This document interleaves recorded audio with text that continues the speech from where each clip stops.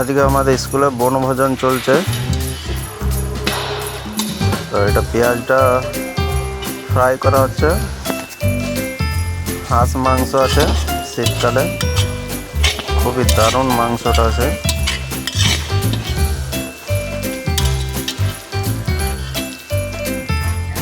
এটার সাথে মশলাটা একসঙ্গে সব মিক্স করা হচ্ছে। এটাতে আদা রসুন পেঁয়াজ পেস্ট আছে, এখানে পেঁপে আছে মাংসটা সিদ্ধ করার জন্য, এটা টমেটো পেস্ট আছে,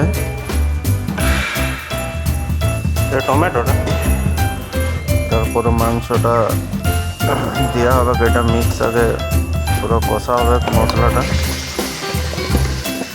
কড়াইয়ে চলে গেল। এটা হাঁস মাংস আছে, শীতকালে হাঁস মাংসটা একদম দারুণ। তারপরে মাংসটা এটা হবে, মাংস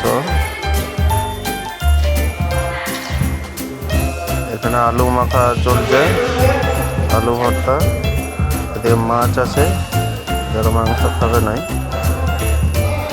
আমাদের বনভোজন মাংস একদম ফুটছে, দারুণ লাগছে দেখতে। ওই ধারে টমেটো পড়তে দিয়ে আছে, বেগুন পোড়া, এই দেখুন টমেটোটার ছানা হবে আর বেগুন ভর্তা। মোটামুটি সব কমপ্লিট। এধারে মাংস পড়ছে,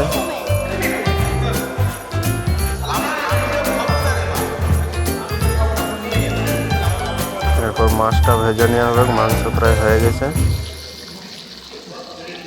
বাদ বাকি সব কমপ্লিট হয়ে গেছে। এরপর সব আমরা খেতে বসবো। মাংস একদম কমপ্লিট।